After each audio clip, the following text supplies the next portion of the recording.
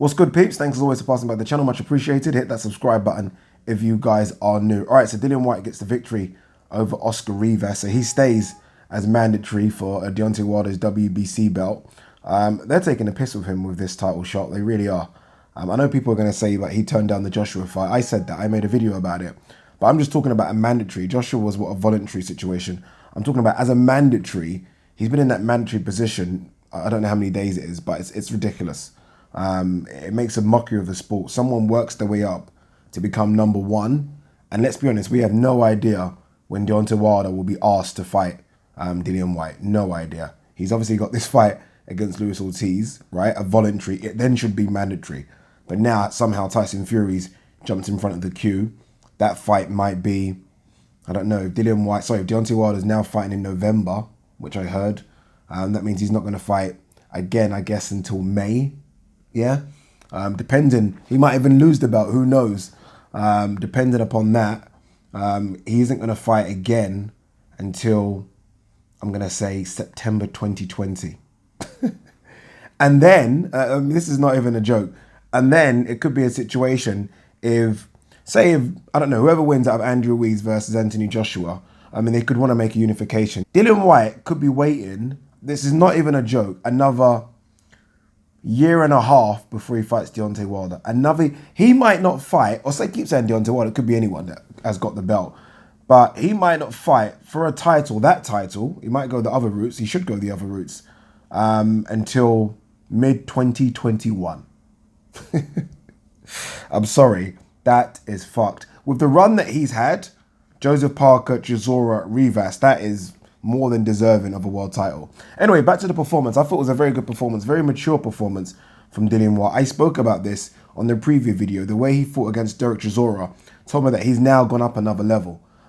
He doesn't have to go to war with you anymore. He's built like he can go to war. I think we all know that Dillian Whyte can go to war, but that's not good for longevity. He now boxes to a very good game plan. He's always boxed on the outside as well, using that very long reach. He has a deceptively long reach. Always goes to the body as well. So very mature performance from Dillian Whyte. Aside from the knockdown, it wasn't an easy fight by any stretch of the imagination. I mean, if you listen to the commentators, they made it seem like it was one-sided apart from the knockdown. It wasn't. I mean, Oscar Rivas was having some success, but neither were really, I mean, there wasn't many clean shots. It wasn't that many clean shots from neither person. So it was a good fight against a very, very good opponent, Oscar Rivas. Remember, Oscar Rivas was actually first choice to fight Tyson Fury, but Tyson Fury chose Tom Schwartz. Not saying Tyson Fury wouldn't beat Oscar Rivas, I think he would, but come on, it'll be a lot tougher fight. He's not getting rid of Oscar Rivas in 2 rounds, not at all. So it'll be interesting to see what he does in between.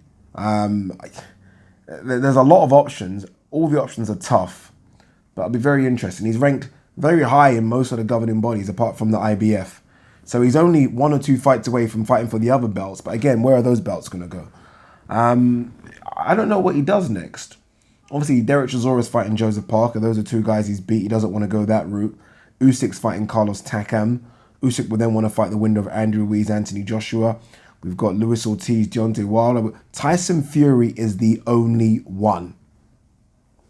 Out of all the big names, I mean, unless he wants to go the Povetkin route, Pulev might get an additional suspension, but unless he wants to go Povetkin, there are only 2 realistic names. Povetkin, Tyson Fury. Neither have opponents. Povetkin, it looks like they might try and do the Michael Hunter fight again. That's what I'm hearing. Tyson Fury has nobody. It's a perfect fight, right? It's a perfect fight. The winner then fights Deontay Wilder. I mean, call me a matchmaker or a promoter, but that just seems like it makes sense for everyone. It's not going to happen, is it? Tyson Fury is probably going to go, I think, the Trevor Bryant route. And Dillian Whyte, they have a problem. I mean, look, Dillian Whyte's a pay-per-view fighter. So it's got to be a pay-per-view name in terms of who he fights next. Oscar Rivas wasn't really a pay-per-view name, but they know what they did. They kind of stacked the card a bit. It's got to be someone that's attractive, right, in terms of a proposition so people buy into it. But it's got to be someone that keeps the momentum going as well. Who's out there, right? I mean, anyone outside of the top 20 is just a risk not worth taking. There's no point. Anyone inside the top 15 looks like they're all kind of booked up.